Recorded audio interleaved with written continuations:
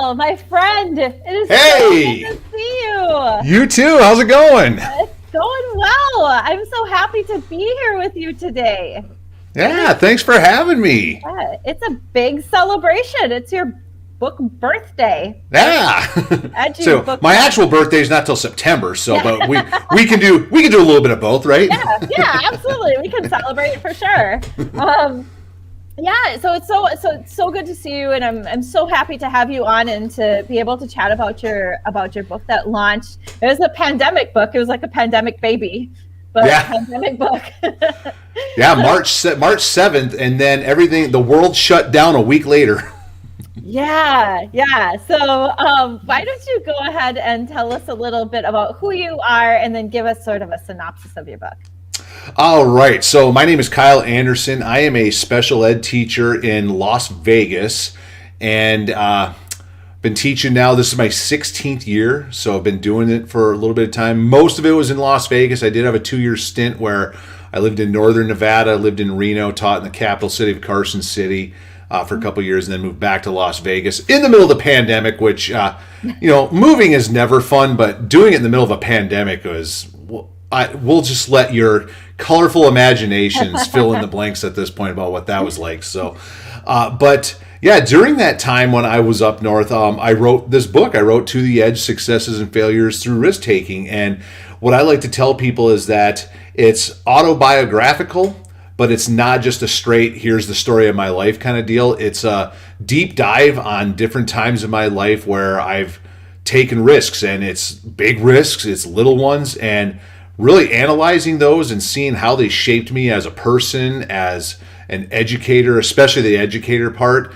And the whole idea behind that was really to just influence others to be risk takers as well, because I just really feel that there's a lot of people in the world that really hold themselves back because they're just afraid to take a risk on things. And I mean, it doesn't have to be something as big as moving across country. I mean, just little things. I mean, trying something in the classroom can be risky. And I just was hoping that with my story to influence others to do the same.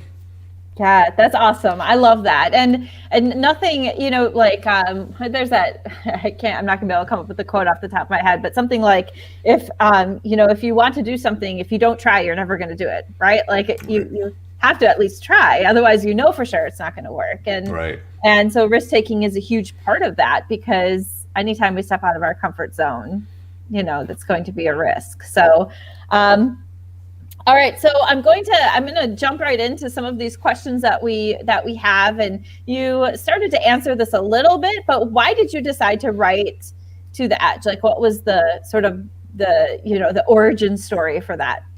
So, combination of some things, really. So, if you were to take a look at my resume, you would think to yourself, this guy can't hold down a job, because I've worked at a lot of different schools. I've had a lot of different roles over those 16 years. The longest I was in one place during that time was 6 years.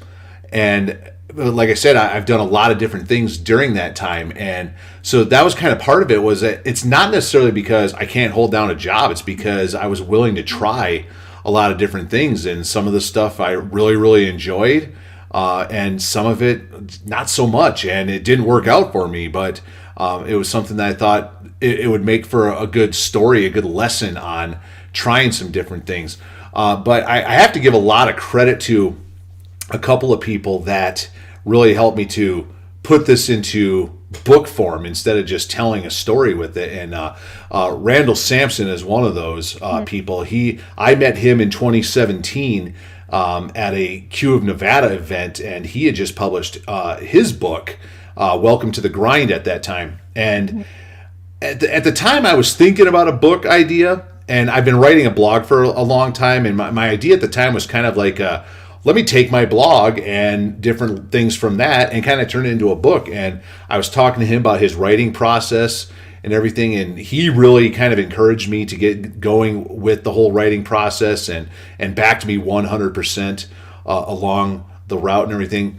And then the other person that really kind of pushed me too was Brent Coley, a fellow EduMatch author. He wrote Stories of Edu Influence, and when I really started to get serious about wanting to write To the Edge, I got a hold of him and said, hey, if you got some time at some point, I would love to get on the phone, pick your brain a little bit. And not only did he do that, but he sat in the parking lot of his school in his car for an hour and a half on a Saturday on a Google Meet and let me ask him any question I wanted to about the writing process, the publishing process, and everything. And that really got things going. And it was that same weekend I actually opened up the Google Doc to start writing the draft of the book. So I really give both Randall and Brent a lot of credit for what this book ended up becoming. That's awesome. And it's not many times in life where you get to actually meet your doppelganger, right? No. Yeah, Brent and I, if you've ever seen Brent Coley, he and I look like we could definitely be brothers. So I actually, even at a Q conference a couple years ago, I had shaved my beard off thinking like, oh, now people won't confuse us. And it still happened. People were coming up and, hey, Brent, how are you? I'm like, no, that's Brent over there across the room. So just to be funny, I legitimately almost took Brent's stuff and put it in all your marketing materials and sent it to you just to see if you would even notice. But yeah. I figured you probably would. So I could think of worse people to be confused with. So we'll just say that Brent's a great, great dude. Fantastic man. So, for those of you who are watching, we are going to be giving away some books later. And so if you would like a chance at winning one of the books, please go ahead and continue to comment either on Facebook or YouTube. It doesn't matter which one. I can see all of them. And we will be scrolling through later to choose some people to win a couple books. So please, the more that you comment, the better the chance you have at winning. So please go ahead and do that. So you talked a little bit about getting sort of ideas about the process from Brent and you had spoken to Randall, who's another just fantastic person. I'm glad that he's going to be on today. What was your process while writing To the Edge? So it started out at conversations, obviously, and then I'm a planner. I have to have like a format for things. I'm the worst person for road trips because I have to be like, we're going to drive this far in this day and this is where we're going to stay, because I don't like that idea of the one thing I don't like to risk is getting to a town after being tired of driving all day and there not being a hotel room. So that is one thing I do not like risking. But no, so I opened up a Google Keep Note and just started like knocking down some ideas and putting down some format of like what I thought the book may look like in the end and some themes for the chapters and different things. And then, like I mentioned, I opened up a Google Doc and I just started writing. And it started out where it was kind of just like an introduction kind of thing. Well, then I visualized it better by thinking like, well, let me make this look as much like a book as I can.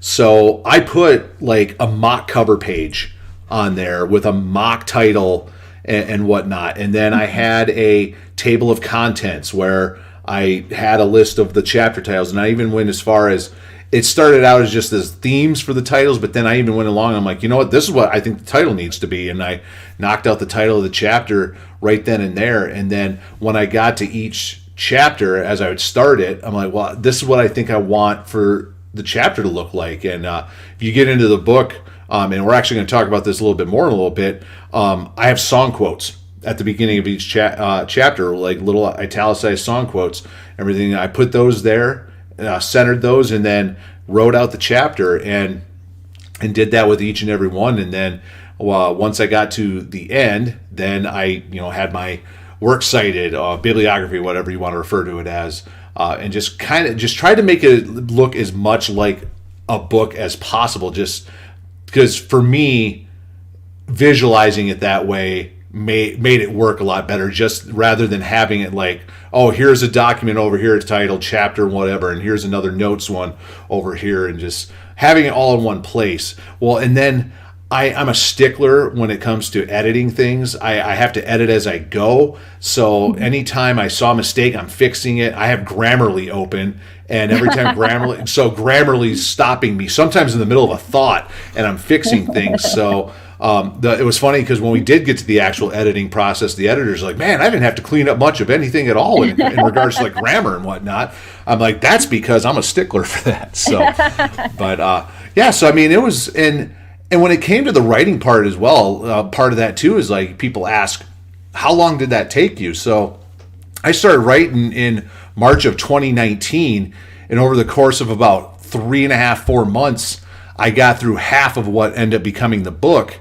And then after sending the proposal and then being offered the contract from EduMatch, it actually took me 10 days to finish the other half because I saw a finish line. Sure. And now that I saw that finish line, now I know what I need to do. And I just started going. And then I had one night where it was about 10 o'clock. I was tired, but I couldn't sleep. So I'm like, let me just get a little bit of writing done and we'll see what happens. Next thing I know, it was 4:30 in the morning. I wrote for 6.5 straight hours. And at that point, I'm like, well, I got to be up in a few hours anyway. So I made a pot of coffee, went for a quick walk, and then I wrote for a couple more hours and knocked out, I think, about 2 chapters that night alone. So, but yeah, it was a fun process. It really was.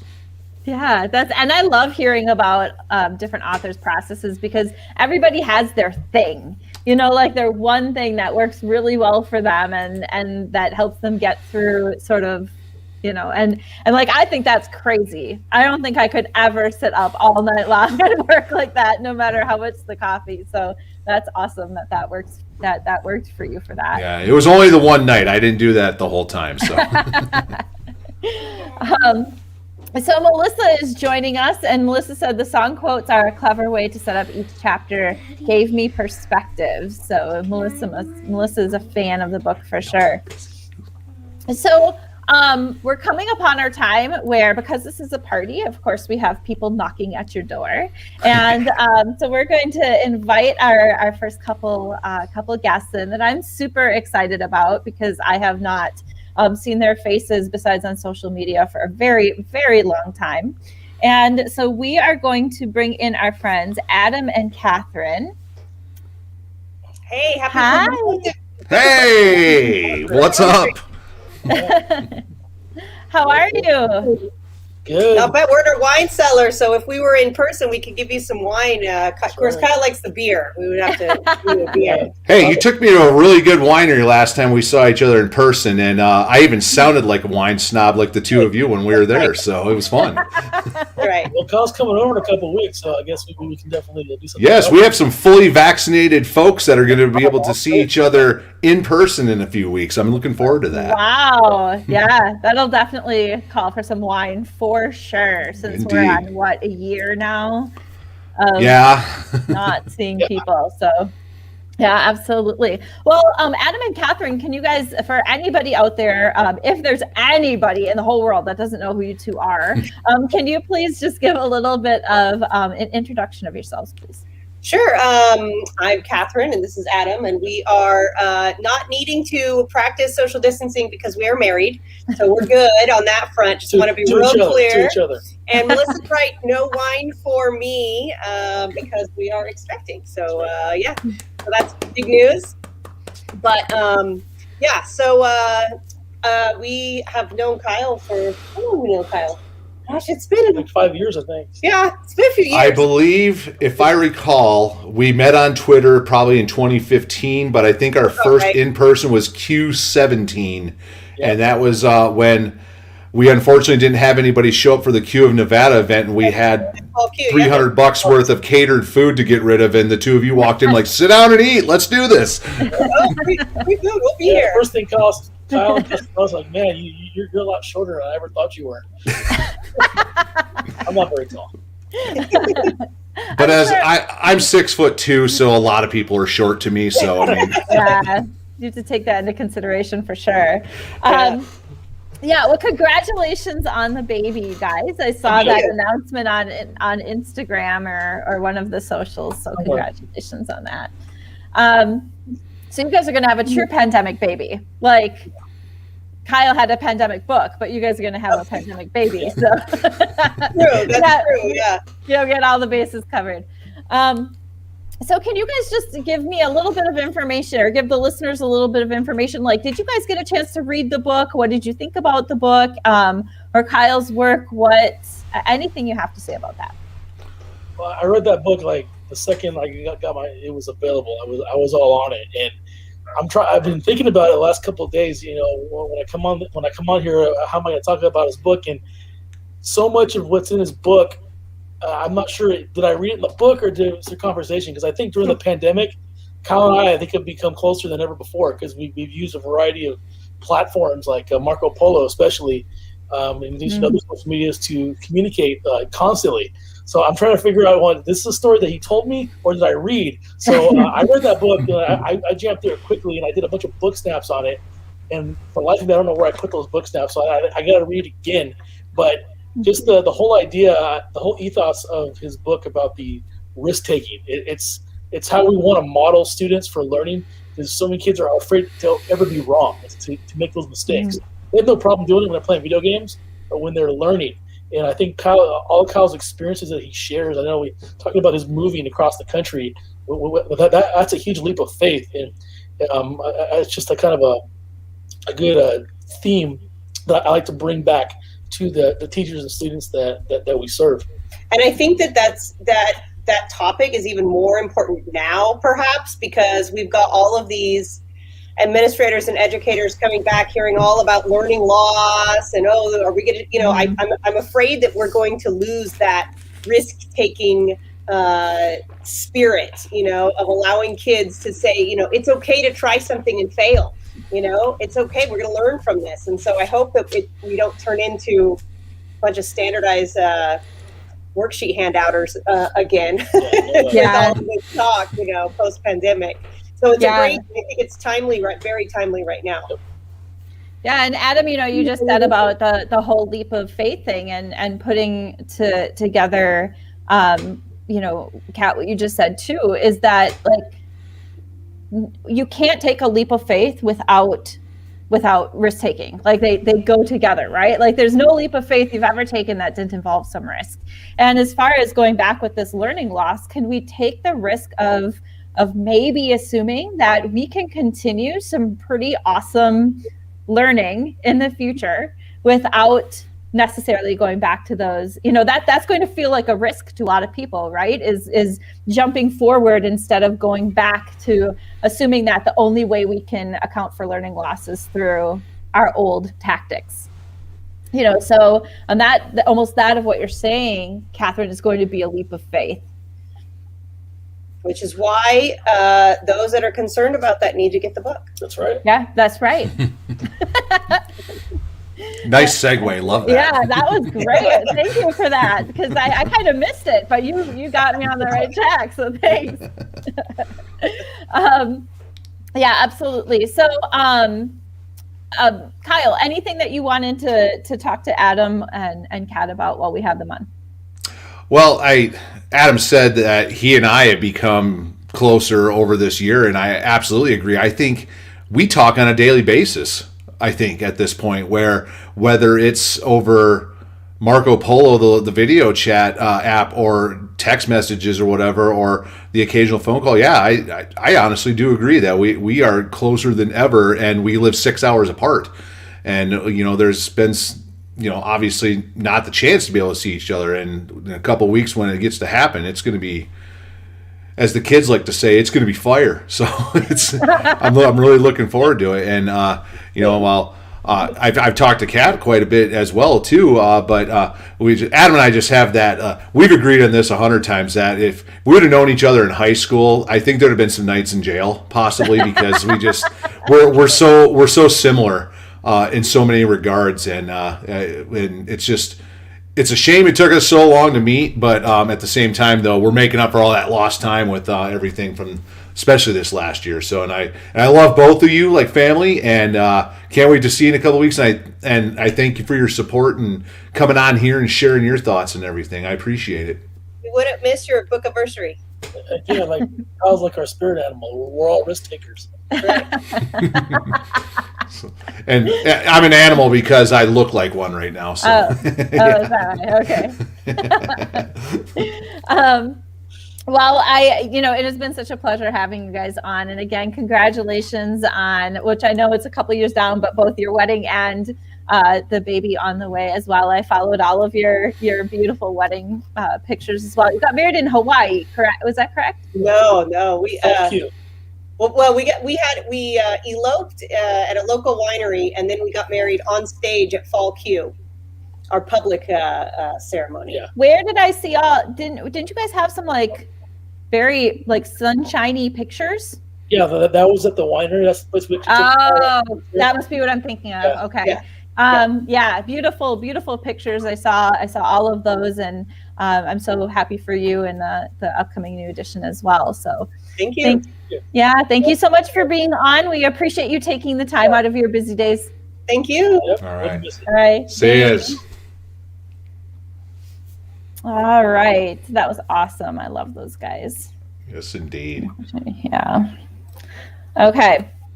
So, we have some more questions to ask you. And one of them is, why did you choose, which Melissa had mentioned this already, but why did you choose song quotes for the beginning of your chapters? Like, why was that your strategy? Music is just such a big part of my life, and I have an eclectic taste in music, but not eclectic as in it's like it's all over the place where I listen to everything, but I listen to this obscure stuff that people wouldn't necessarily consider to be popular. Like I like the stuff because it's not popular. Like I listen to a lot of the rock and metal and punk and and things of that nature, that the stuff that scares parents, and they're not going to draw crowds of 25,000 and win Grammys or anything, but at the same time though, I mean, there's a lot of other stuff though too outside of that I listen to as well, but music is just such a big part of my life. It helps me when I'm happy, it helps me when I'm sad, when I'm angry, frustrated, just any emotion that can be expressed, I can express it through music. And I listen for the sound of the music, for the guitars, the bass, the drums, whatever. I listen for the lyrics. I listen to the lyrics, and sometimes just one or the other. I mean, I still have those moments sometimes where I've heard a song 957,000 times, and then all of a sudden dawns on me like, oh wait, that's what this song's about? No way. It just finally dawns on you about that. And but because music has always been such a big part of my life, and so many memories in my life are tied to music, I just thought, like, what a great way to like open chapters. So I really was meticulous about finding songs that were like thematic to what I was trying to do. And like I'm going to be reading part of a chapter here in a little bit, and I've got a lyric from Wasted Years by Iron Maiden and coming up, and people are going to be like, well, first of all, I'm not sure if I've heard Iron Maiden, but second, like the lyric that introduced that chapter, people are, wow, really? And then I've got another one. This one's a little more popular. Drive by Incubus. That one of the lyrics from that song, just really big part of my life. And then I did close out the book. The last, the acknowledgments chapter is "Thank you for being a friend" from the Golden Girls theme. So, which I mean, the lyric itself speaks volumes, but also because I used to watch Golden Girls with my grandma growing up, and she was a sweet little Catholic lady, and I used to watch her laugh hysterically at that show and not understand why she was laughing. And then I got older and realized what she was laughing at. I'm like, oh, maybe my grandmother wasn't as sweet as I thought. So, but yeah, that's kind of why I went with the song quotes, because there's so many things tied to music for me in my life. Yeah. It's crazy how music can just change your entire outlook on a day, isn't it? Like one song comes on and it's, just brings you back to a memory or makes you feel good or whatever it is. It is always felt kind of crazy how music can do that for you. Yeah. My wife gives me so much flack sometimes about how a song can come on and I'll be like, oh man, this reminds me of my 8th grade science teacher or something, or I'll say something like that. Or I actually got a copy of Green Day's Dookie on vinyl a while back. That was the first CD I ever bought with my own money. Was Green Day's Dookie, and I found it on vinyl. So now it came full circle, because I have a nice vinyl collection now. And when I found that, I'm just like, oh, this is so great. Yeah. And I actually even showed that to my mother on FaceTime one day. I'm like, Mom, look what I found. And she goes, well, she didn't realize what it was at first, but then I told her, and she goes, oh, okay. But yeah, music's a big part of my life. That's so funny. Yeah, for those of you who are listening or watching and commenting in Facebook, make sure that you have allowed Facebook, or just go ahead and after your comment, put your name so we know how you who you are, so that if you're going when we pull for the winner of the books, that we can get your name in and allow you to win a book. Melissa did have a question. She said, I definitely have a favorite chapter. Kyle, what is your favorite chapter? And also, which was the hardest for you to write? Oh, favorite chapter. That's like if you have more than one child, what's your favorite child? sounds so cliche. So some of us could answer that. But. Yeah. So I think probably there's a chapter in there titled Leadership with a question mark. That's probably my favorite one, because that one was the one where I really had the opportunity to give credit to some people in my career that have really shaped me to who I am now. People like Tina Statuki and Ron Kamen and Glenda Getting, Lucas Levitt. I mean, just really important people in my professional career. But it also really opened up some doors for me in a lot of different areas as well. So reflecting back on that one while writing that one was a lot of fun. The one that was the toughest for sure is number 7, called Struggles.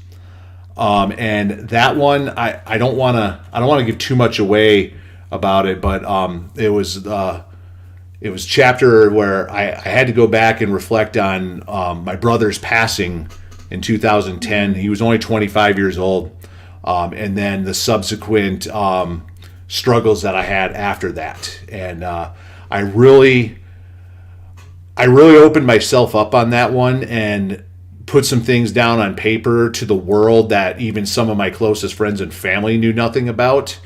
And so that was a struggle, but at the same time, just looking back on it now, I think I'm better for it, because I was really able to get that stuff out, even though I was doing some other things as well that I talk about in there.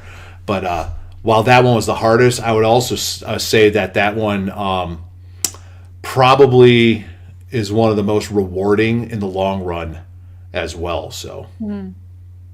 Yeah. Well, and like Melissa said, thank you for being real with readers. I think that one thing that readers always appreciate is vulnerability, and knowing that if something happens to them, even if it's not the same thing or in the same way, that there are other people who feel and have to work through emotions as well. So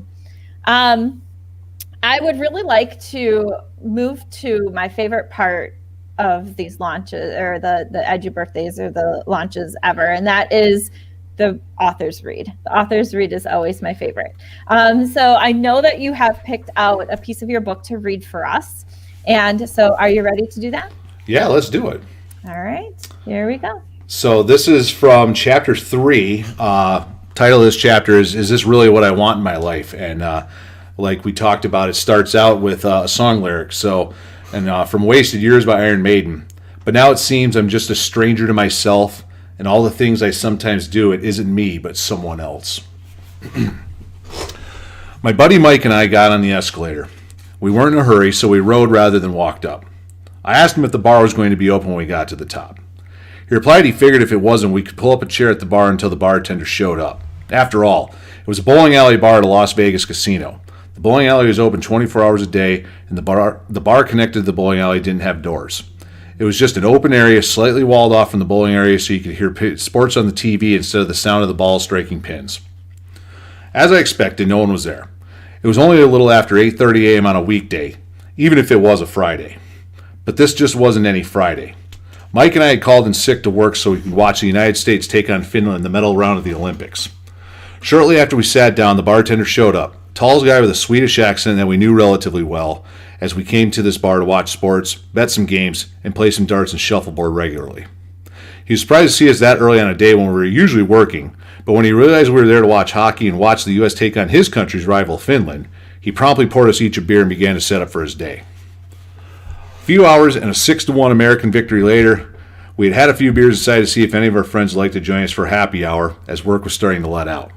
They were surprised to hear from us, as they hadn't seen us at work that day, but a few joined us nonetheless to celebrate the end of the week and an American win, especially because it was sending the United States to the gold medal game a couple of days later. And while hockey was the main reason we had called out from work, we didn't want to miss the game. There was another darker reason. I was miserable. I dreaded going to work every day. In my personal life, I was suffering from a great loss and was struggling to cope. Calling in sick to work to have beers with one of my best friends and watch Olympic hockey was a reprieve from the stress of the daily grind that I was experiencing at the time. But what had really brought me to this place? Let me explain. And that's where I leave off, because from that point forward, I really get into why I was so miserable at that point and some things that I really had to reflect on at that point in my life. That's a perfect cliffhanger as well for people who, if you want to hear the rest of the story, you have to get the book. Who is this adorable little guy? This Not so is, you want to say your name? No, you're going to be shy? You're on YouTube right now. You love YouTube. Say your name. Say your name. What's your name? This is Reed. This is my 5-year-old son. He will be 6 on what day? 23rd Of what? April. Yeah. So. Oh, he's so cute. Hey, Reed. I don't know if you can hear me. All right, you want to put that in? There Hey, you go. Reed. How you doing, buddy? Good. Good. What do you think about your dad writing books? Awesome. That's awesome. Yeah. Have you been able to hear any of the stories, or did you get to see the cover of it or anything? I got to see the cover. Yeah. What did you think?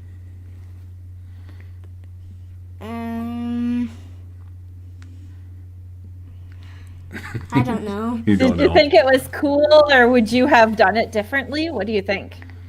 I've done it differently. Oh, yeah? What would you have done? I don't know. You don't know? Oh, You like getting into my stickers too, don't you? that is awesome. Well, it was so nice to meet you, Reed. All done? Okay. I just want my iPad. Yeah, I know you do. A little bit. No? Why? Go play Switch for a little bit. I'll be down in a few minutes. Oh, not there. Well, we've had so many guests on already today, and we're going to have 2 more that are knocking at your door. And so I'm really excited to welcome Jamie Rossen and John Van Duzen to the show. How are you guys? Doing great. Doing great. Can you hear me okay? Yeah, we can I hear always you have to just say fine. that. It's the most exciting thing to say. I'm super loud. It's like it's Regularly the getting to say, can you hear me is very exciting. And you're not even muted. It's like the most commonly asked live video feed question ever. Can you hear me okay? Yeah, absolutely. Well, welcome. And if you could, whoever, maybe ladies first, Jamie, if you want to start, tell us a little bit about who you are and how you know Kyle. I'm Jamie Rossen. I'm the achievement coach at East Career and Technical Academy, which is one of the magnet CTAs in Clark County School District. I'm also the region director for Magnet Schools of America, representing the West Coast. But an achievement coach is we made that up. So, because I'm sure you're like, what does that person do? I work with seniors on their post-high school plans, juniors prepping for the ACT, just kind of trying to shepherd first-generation high school graduates out of high school and into the next stage of their life. So I'm really lucky. Yeah, I'm really lucky that I get to do that. But Kyle and I taught here together and before here, so. Yeah, I think between the 2 schools that we worked at together, we worked together for 9 or 10 years. Yeah. So. That's very cool. So you're like a transition specialist. Yeah. Yeah. Yeah. Yeah, very cool. I've never heard of that position before. So that's We made it up. that's pretty awesome. I love it. Very cool. So John, can you tell us a little bit about yourself, please, and how Yes. you know Kyle? My name is John Van Duzen. I live in Kingsford, Michigan. I teach 8th grade U.S. history. I coach football, and I'm also in the Army Reserve. I teach there too. I teach Army majors for the Command and General Staff Officer College. And I first met Kyle my freshman year of college at Northern Michigan University. And we hit it off right away. We were friends all through our undergraduate. And then we actually lived together. He was student teaching, and I was taking my last semester of classes. And we've had some great adventures. A couple of them made it in the book. And as I'm just kind of going through it before this, I was kind of chuckling about some other things. And Kyle, you reminded me of a few things just on the few minutes I've been listening in here. So it's awesome to be on here. Thank you for inviting me. You never probably expected some of your experiences to be in a book, huh? Right. Well, not all of them are, so that's probably a good. That's a different book. That's upcoming. Yeah. That's awesome. So did either of you or both of you get to read the book, and what did you think of the work? Yeah, I wrote the foreword. I didn't know we were also like how we know Kyle. I didn't do that part. I just said we taught together. So like he's a relative stranger. We taught together. No. Kyle is a very dear friend. Kyle's like family to me and to my husband Brian. And but we met at Desert Pines High School, and then he came over to East Tech. And some of the most fulfilling teaching I ever got to do was when we got to basically teach together. Me English, him history, next door to each other. We had the same kids. It was the best mom and dad TV show that you've ever experienced. And we got to really dig into project-based learning and push each other in a lot of ways. And I don't know, we just got to do a lot of cool things. Like I still miss that time. Yeah. I do this job because my school needs it, but if Kyle came back, I'd be like, sorry, I'll train someone. We're gonna go back and take our show back on the road. So, but I got the privilege of writing the foreword, and I'm going to tell that story just super fast. I do a lot of work outside for magnet schools around the country through Magnet Schools of America. And I was actually in a parking lot at the Stockyard in Texas, like, outside of Dallas. And that's when I got the phone call, and it was stream of consciousness. He's talking about 10 other things. He's like, oh, and yeah, I'm writing a book. What? I feel like we were just talking about lyrics Reed misheard. Like, what just happened? So he starts talking to me about the book, and I have to tell you that this book, it's transformative, and it's transformative because people who work hardest in this profession, they need to hear stories of success and failure and risk. Like I agree with what Kat was saying earlier about being afraid that we're going to go back to some kind of cookie cutter thing instead of continuing forward and risk taking, because we know what students remember. Like Kyle created this PBL that had to do with, it's called the Conversation for the Ages, and he had these different historical figures, and the students created these original scripts and had conversations with people throughout history, and they never forget that. Like, 8-9 years later, they're like, do you remember? They'll rewatch their videos of them doing that. And so it's like, that's right, we recorded some of those. I forgot about that. And so those kinds of things, it's so restorative and encouraging to get to read the stories, and not just of success. Sometimes you step out and something doesn't work out the way you wanted it to, but how do you rebuild? How do you get back on track? Or how do you get back to what you meant to be doing, right? Those of us in education, we know we get pulled 100 directions, and sometimes we end up in a room where we're like, I don't want to do this at all. How did I get in here? And we have to find our way out. And so it was an honor to write the foreword and to read the book. And I think if you haven't bought it, this is the right moment, because I think everybody's been running on empty for a while. We're just like, we just keep going because we're like, you can't turn around. Like, that's not a thing. So we're just trying to go this way. And I think this book is right for this moment, and maybe can encourage people to remember that they have to still fight for the risks that make this job worth it.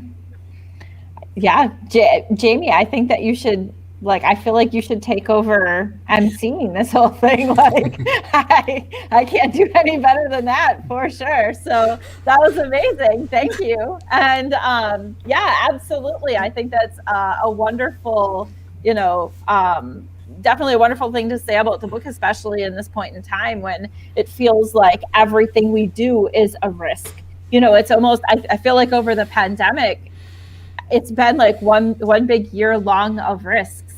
And you're right, we're sort of all in a room right now spinning around going, how in the world did we even get here?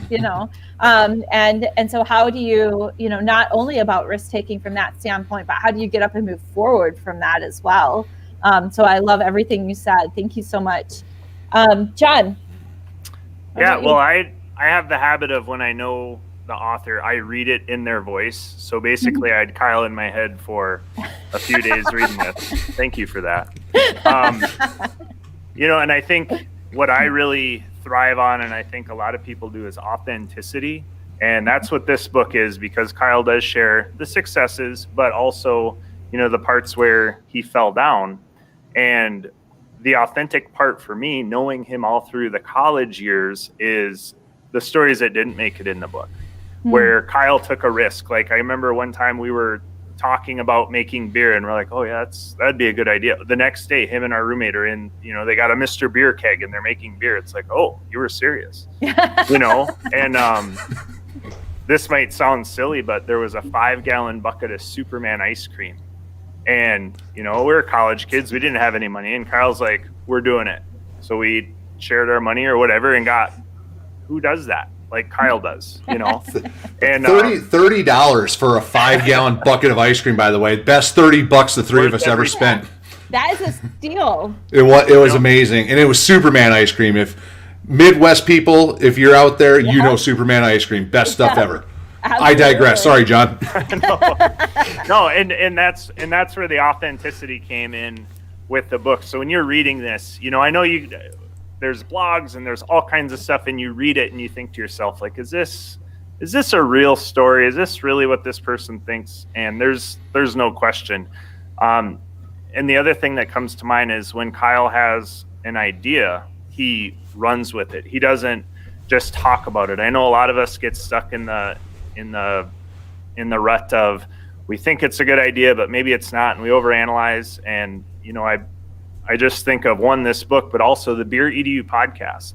I remember talking with Kyle about that, and he says, yeah, me and my buddy Ben, we have this idea where we're just going to do a podcast, and we're going to have beers, and we're going to talk about education stuff. And I was like, oh, that sounds pretty cool. Well, pretty soon he's sending me a link. Hey, listen to episode 1. And it's like, so when I read this book and the authenticity of it, and knowing Kyle like I do, it's kind of a breath of fresh air to read something that is real. You know what I mean? Especially in today's age where you can see 3 different news stories and they all contradict each other. And like, what do we even listen to? You can listen to this. This is good stuff. Actually, you can't listen to it yet, can you, Kyle? I have not made the audiobook version yet, but you can read it though. Mandy and I might be able to talk about that then. Yeah. There you go.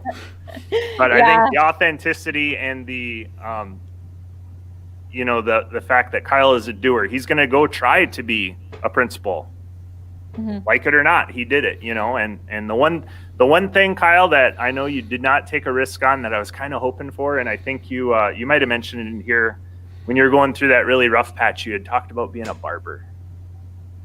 Do you remember that? I remember you and I were talking. You were not liking your job at school. And you're like, you know what? I might go to barber school. And I was like, holy smokes, that may be awesome. But then, wow, you're right. Wow, I didn't even remember that one. No, because the time that you're talking about, I do remember. And Jamie, I probably had the conversation with you even at the time. Say, if he's going to deny it, I'm verifying John. You totally were going to barber school, so yeah, it's totally. But wait. Yes, there it is. But yeah, I remember talking about going to become a cop, but now I'm vaguely starting to remember barber school too. And I think it was I think it was because at the time I was splurging every now and then to go get one of those nice hot lather straight razor shaves done, and I'm like, I could do this for a living. This would be great. So, I totally forgot about that. Thank you for that. You're So welcome. you really ran the gamut then on what you were choosing to do. But at the same time though, like I don't know what I would do with my life now. Like if all of a sudden, like, education wasn't there for me, I don't know what I would do. So they don't even have Walmart greeters anymore, so I couldn't even do that. Yeah, no. So look, it's Auntie Jamie and John. Everybody's on YouTube today. Yeah, look at that. Everybody. So. All right. Well, Jamie and John, it was an absolute pleasure to talk to both of you. And just to hear a little bit more about Kyle, even just from being a colleague of his through EduMatch and through education in general, it was such a pleasure hearing your stories about him. And I already knew how authentic he was, but it's nice to get it verified by friends as well. So thank you so much for being on. We appreciate the time. Yeah, thank you for having me. Yes, thanks. Yep, thanks for having me. Thank you. Bye. Thank you, Kyle. Bye. Thank you.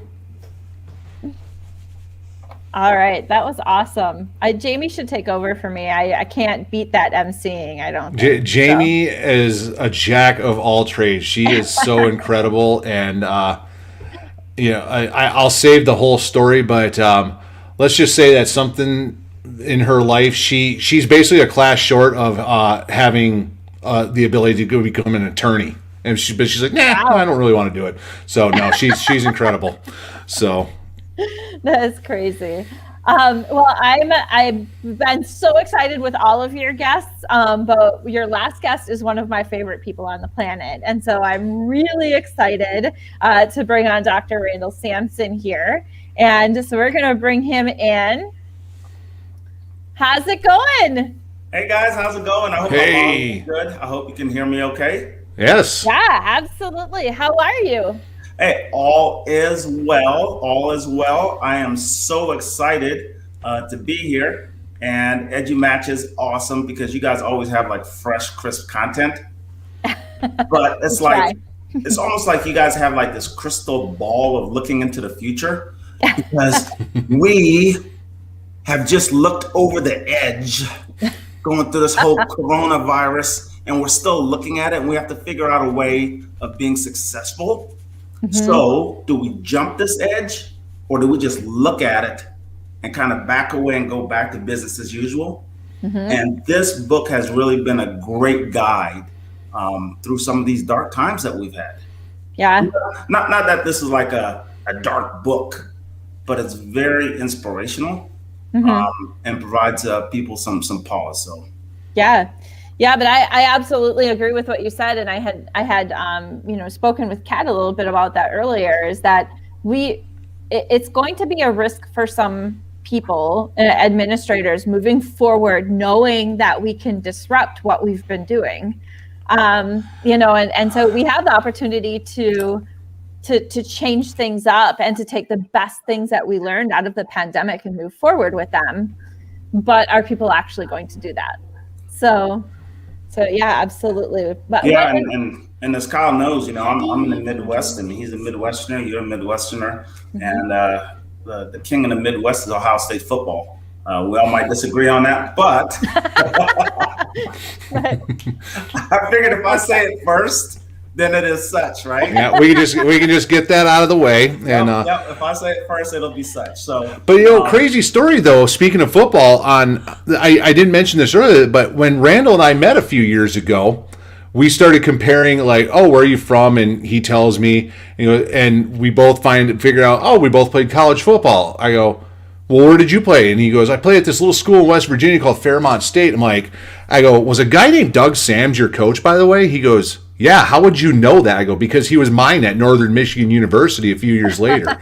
So we had this like connection like that we didn't even know about, and it was like instant brotherhood is what it was when we met as a result. Yeah, I think I looked at Kyle's hindquarters and I looked at mine, and I saw the same foot imprint, and we're like, yep, we had the same coach. Same one, yeah. Yep, we had the same coach. Yes, but indeed. that's the Midwest. It's about getting to that edge, right? So even here at Ohio State football, they have this thing about getting on the edge, and then when you get to that edge, instead of backing away from it, you want to challenge it. You want to jump. You want to jump for your brothers. You want to jump for the people that you're working with. You want to jump for the people that you're with because you believe that they are going to be your parachute. So that's what I loved when I first saw the title. And then I read, I did like the whole selfie thing and sent it to Kyle. I was like, dude, I got my book. And so I was saying, and I think at the time I had like on my Ohio State shirt or something. And yeah, so I think you did. I was like, I know he's going to be upset with this, but I got to send him this selfie, right? And so that was kind of cool. So that's, in my opinion, I think the book is very timely. And it's not just because of situation we're in now, it's life. Mm-hmm. If it weren't Corona, it would be something else, right? It's life. Yeah, absolutely. And I think the pandemic right now has really it's shed a light on a lot of things. But now that we're sort of at the end of it and moving forward, it's made our next choices all that much more important. And with that comes risk. So yeah. So, and my question that I keep having for people is, are we going to step back to 2019? So here we are standing on this edge, and we looked at it, and we're defeating it. We're getting after it, right? Because at first we were all kind of in shock, but now we're kind of defeating it. But now it's like, okay, are we going to step back and go back to 2019, or go back to the lots of people did like workout stuff?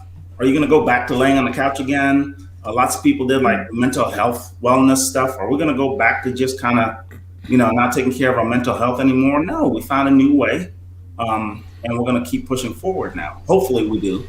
And one of the things that I read in here, and I love the title, Battleborn. And I just love it. And so everybody's battling something from day one, from the time we left the hospital as babies, right? We're battling something, obviously, because just about everybody came out crying. so literally, we were battling something. Right. We're literally battle-born. But as we get older and get more accomplished, I think Kyle did a masterful job just kind of walking us through the lens of one person and what that's like. And you can see yourself in that lens. And you're creating your own battle-born moments. And that's what I like about it. That's really what I like about it. It really transforms the reader to not just Kyle's situation, but then you sort of morph yourself into Kyle's eyes from your own perspective. Yeah. Which is way cool. And I think it probably had to do something. I know Kyle's a smart guy and all that, but I think it probably had to do something with like the EduMatch writing team that kind of did this spoof. Yeah. They have like this magic machine that just pumps out awesome books. Yeah. And I love what you said. I've been kind of processing through it. You said, do you want to go back to 2019? And if we said yes, why? Because it was so grand? Because we were having such a good time then? Like, why would we choose to do that? We were complaining about what was happening then. Yes. So, standardized tests and worksheets and trying to get people to move forward and one-to-ones and like saying all those words, personalized learning. We were trying to get people to move forward. And now we've gotten people to do that. And we really want to go back there? Like, because we were having such a grand time then. Yeah, I just got like this cool LinkedIn, a guy I know, and it's not even like education related. So he sends me this LinkedIn thing, and it's take these virtual golf lessons to get in the green further and straighter. And I'm like, virtual on Zoom? I'm like, okay, well, I signed up. I said, look, I'll sign up for the webinar, put my email in, and you can spam me. I don't care. As long as it helps my slice out, I'm good to go, right?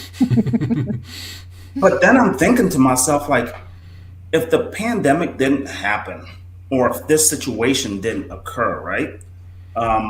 I would have to go to the golf course, the simulators, and take time out of my day to travel and go do this and take time away from my family and still slice it. Or I could just get on a Zoom webinar, learn some things, and when I go out there and I apply it, if I still slice it, I didn't waste all that time. Mm-hmm.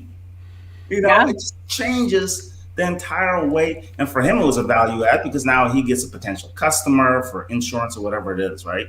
So it's a new way for him to generate leads, for him to connect with people, for him to understand people.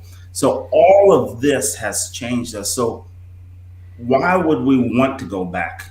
And then when we talk about school stuff, so I'm going to get a little heady and a little heavy on it, but when we talk about school stuff,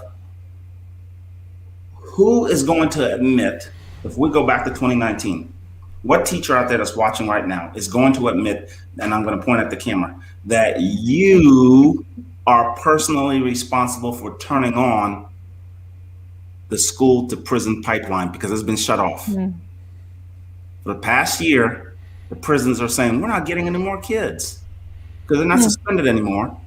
So that pipeline shut down. But now you as that teacher saying, I want to go back to 2019. So you are responsible for turning the nozzle and sending kids to prison. No teacher wants to say that.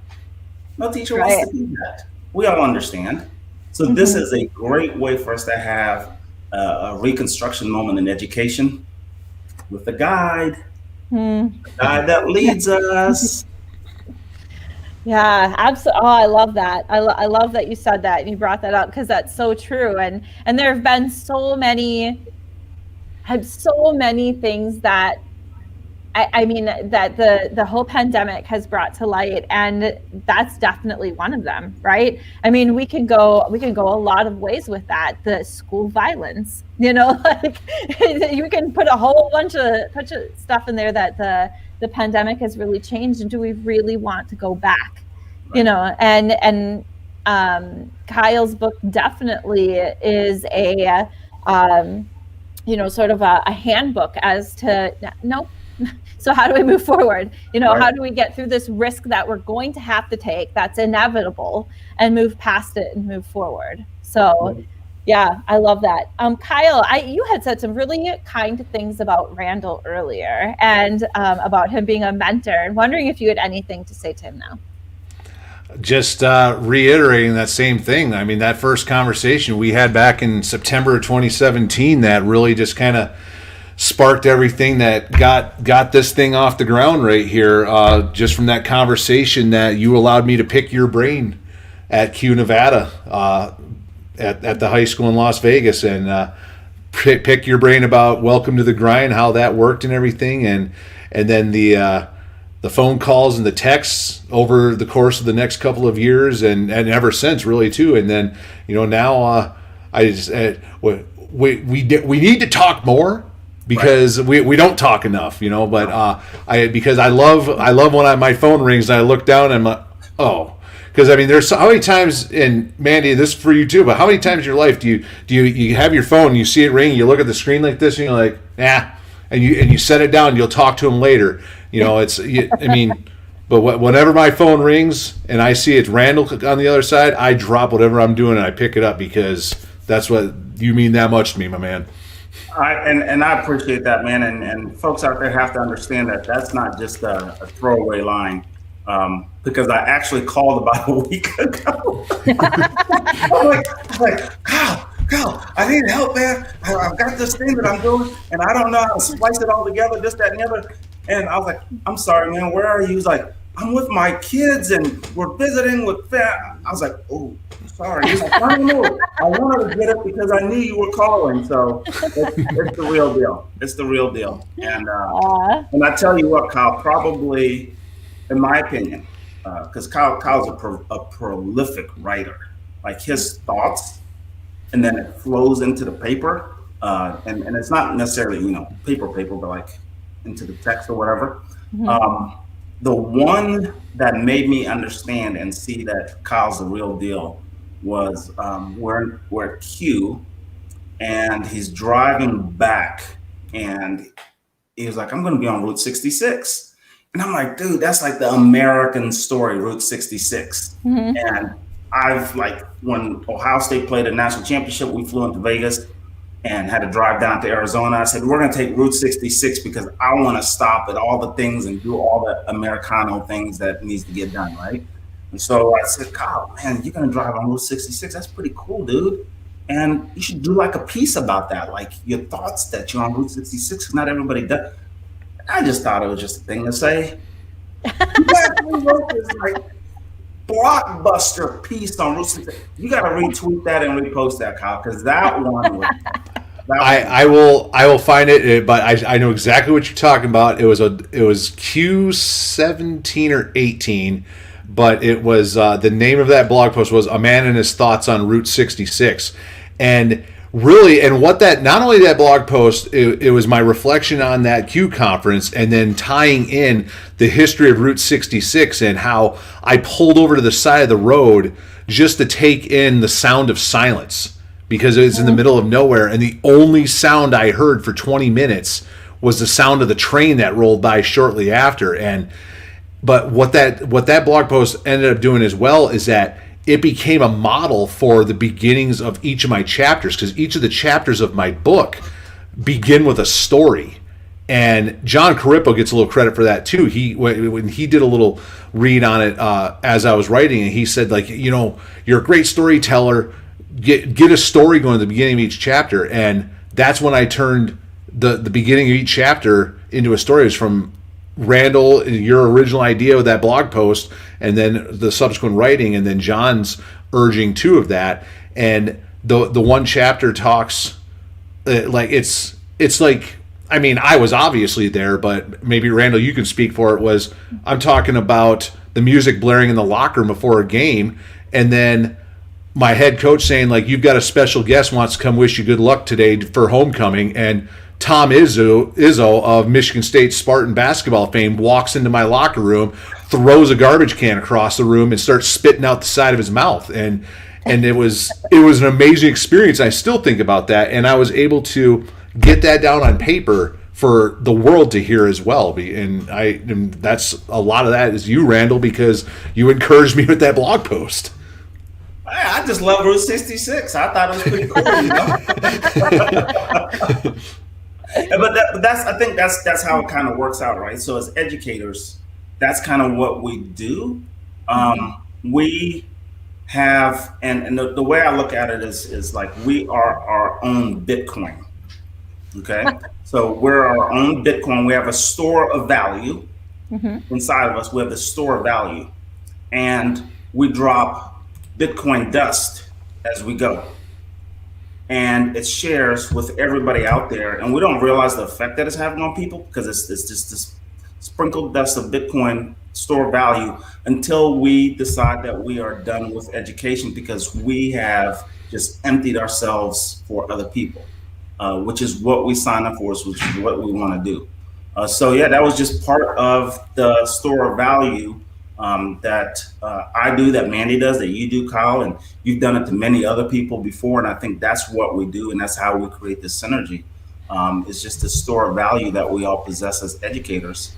And 99.999% of educators are in our profession for that reason, to figure out how can we take our store of value and empty it as much as we can for the betterment of other people. Yeah. That was awesome. That was awesome. I appreciate you two so much. And I can't believe how quickly this hour goes. So Randall, why don't you stay here with us? We actually need to pick two winners, Kyle. So what I'm going to do is going to scroll through I can see all of the comments on the side. I'm going to scroll through. You tell me when to stop, and the person who's at the top wins. So. All right. Go ahead. And stop. All right, Melody McAllister. So she is one person that she's going to win one book. So Melody, you can reach out to Kyle, and Kyle will send you a signed copy. And one more time. Stop. Melissa Shields. There we go. So Melody and Melissa, two M's. And Randall, thank you so much for being on and sharing your time with us. I absolutely adore you. I have not seen you in forever. And so I'm hoping to see you soon, my friend. I never get a call from you, so I don't know what it's like to have to answer my phone because Randall's calling. But whatever. But the last time I was like, you know what, I'm gonna call her, and we were in Orlando, and you were like, oh my god, there's a polar vortex. I can't get home. The airplanes are all shut down. Right? Yes, yeah. That was the last time I was in Orlando. It was like negative 60 degrees or something like that. Yes. Yeah, the airplanes can't go in the sky. Oh my God, I can't get home. I got to stay in Disney. How bad is this? I know. If I wouldn't have gotten fired, it wouldn't have been bad at all. Yeah, that's right. I was afraid my district was not going to allow me to come back. So, I think everybody was in the same boat. So it wasn't just like you're trying to hang out with Mickey and Minnie, right? Yeah, no doubt. But yeah, that was the last time. That was way too long ago, my friend. So that was. But hey, my new saying for everybody is mudita. That's my saying. And mudita is my unselfish joy for your abundant success. Aww. So mudita to you and Kyle, my unselfish joy to your abundant success, and nothing but joy for that. All right. Well, it was fantastic to see you again. And thank you so much for being on. Kyle, congratulations on your book birthday, my friend. I am so happy for you. It's been a weird year, but a fantastic year for your book and for, all the things going forward. And thank you for the amazing writing that you've shared with us and inspiration going forward. Yes, thank you. And, we do have, I do have to thank everybody that jumped in, watched, and participated. And actually, I've seen Melissa, who won a copy. She's saying that she already has a copy and wants to gift it, or that we can choose again. So I would like to reward somebody else that participated here, if we can do that possibly. Yeah, absolutely. So thank you, Melissa. I appreciate that. Melissa is just the Bitcoin of teaching. She is. So say stop again. Stop. Okay, it would be Barbara Gruner. All right, there we go. All right. So yeah, reach out to me, Barbara or Melody, and Barbara and Melody, excuse me. I'm on Twitter at Anderson EdTech. Same with Instagram, and you could also reach out on Instagram for the book. To the Edge EDU, the book website, totheedgeedu.com, any of those ways, and I will get a copy of the book for you, signed with stickers. Wow, with stickers even. With stickers. Fancy. And if you are interested in bulk discounts through EduMatch Publishing, we give discounts at 10 plus books. So a very small amount, 10 books. We already give discounts, which is amazing. You can email Sarah Thomas at edumatchbooks@edumatchers.org. You can also find To the Edge EDU To the Edge at bit.ly/totheedgeedu, www.totheedgeedu.com. And then again, there is Kyle's Instagram and Twitter accounts for you to follow. So thank you so much for joining us. And again, congratulations, Kyle. And nice to see you, Randall. Everybody else, have a great night. Thank you.